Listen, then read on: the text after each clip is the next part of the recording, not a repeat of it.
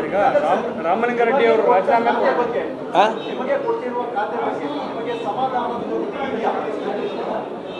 ಖಾತೆ ಕೊಟ್ಟಿರೋ ಬಗ್ಗೆ ನಿಮಗೆ ತೃಪ್ತಿ ಇದೆಯಾ ಸರ್ ಅಂತ? ಯಾಕಂದ್ರೆ ನನಗೆ ಯಾಕೆ ಇರಬಾರ್ದು, ವಿಶೇಷತೆ ಏನಿದೆ ಅದರಲ್ಲಿ? ನಾವು ನಮ್ಮ ಖಾತೆ ಕೊಟ್ಟಾಗ ನಾವು ಕೆಲಸ ಮಾಡಿದ್ರೆ ನಮ್ಮ ಕೆಲಸ ಜವಾಬ್ದಾರಿ, ಅದರಲ್ಲಿ ಸಮಾಧಾನ ಮತ್ತು ತೃಪ್ತಿಯಿಂದ ಎಲ್ಲಿಗೆ ಬರ್ತದೆ? ಸಮಾಧಾನದಿಂದ ಇದ್ದೇನೆ, ಖುಷಿಯಿಂದ ಇದ್ದೇನೆ, ಆ ಕೆಲಸ ಮಾಡ್ತೇನೆ. ಈಗ ಮುನಿಯಪ್ಪ ಅವರು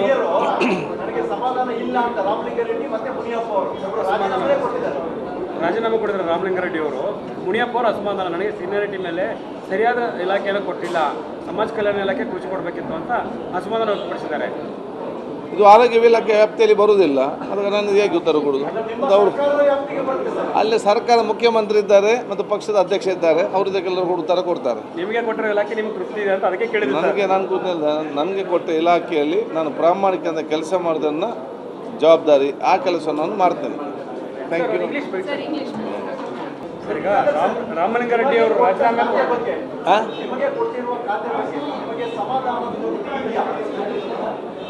ಖಾತೆ ಕೊಟ್ಟಿರೋ ಬಗ್ಗೆ ನಿಮಗೆ ತೃಪ್ತಿ ಇದೆಯಾ ಸರ್ ಅಂತ? ಯಾಕಂದ್ರೆ ನನಗೆ ಯಾಕೆ ಇರಬಾರ್ದು, ವಿಶೇಷತೆ ಏನಿದೆ ಅದರಲ್ಲಿ? ನಾವು ನಮ್ಮ ಖಾತೆ ಕೊಟ್ಟಾಗ ನಾವು ಕೆಲಸ ಮಾಡಿದ್ರೆ ನಮ್ಮ ಕೆಲಸ ಜವಾಬ್ದಾರಿ, ಅದರಲ್ಲಿ ಸಮಾಧಾನ ಮತ್ತು ತೃಪ್ತಿಯಿಂದ ಎಲ್ಲಿಗೆ ಬರ್ತದೆ?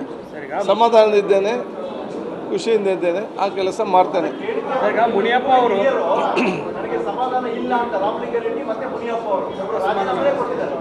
ರಾಜೀನಾಮೆ ಕೊಟ್ಟಿದ್ದಾರೆ. ರಾಮಲಿಂಗಾರೆಡ್ಡಿ ಅವರು ಮುನಿಯಪ್ಪ ಅವರು ಅಸಮಾಧಾನ, ನನಗೆ ಸೀನಿಯಾರಿಟಿ ಮೇಲೆ ಸರಿಯಾದ ಇಲಾಖೆಯನ್ನು ಕೊಟ್ಟಿಲ್ಲ, ಸಮಾಜ ಕಲ್ಯಾಣ ಇಲಾಖೆ ಕೃಷಿ ಕೊಡಬೇಕಿತ್ತು ಅಂತ ಅಸಮಾಧಾನ ವ್ಯಕ್ತಪಡಿಸಿದ್ದಾರೆ.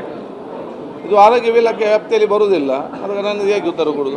ಮತ್ತು ಅವರು ಅಲ್ಲಿ ಸರ್ಕಾರ ಮುಖ್ಯಮಂತ್ರಿ ಇದ್ದಾರೆ ಮತ್ತು ಪಕ್ಷದ ಅಧ್ಯಕ್ಷ ಇದ್ದಾರೆ, ಅವ್ರದ್ದಕ್ಕೆಲ್ಲರೂ ಉತ್ತರ ಕೊಡ್ತಾರೆ. ನಿಮಗೆ ಕೊಟ್ಟಿರೋ ಇಲಾಖೆ ನಿಮ್ಗೆ ತೃಪ್ತಿ ಇದೆ ಅಂತ ಅದಕ್ಕೆ ಕೇಳಿದ್ರೆ ನನಗೆ ಕೊಟ್ಟ ಇಲಾಖೆಯಲ್ಲಿ ನಾನು ಪ್ರಾಮಾಣಿಕದಿಂದ ಕೆಲಸ ಮಾಡೋದನ್ನು ಜವಾಬ್ದಾರಿ, ಆ ಕೆಲಸವನ್ನು ನಾನು ಮಾಡ್ತೇನೆ. Thank you.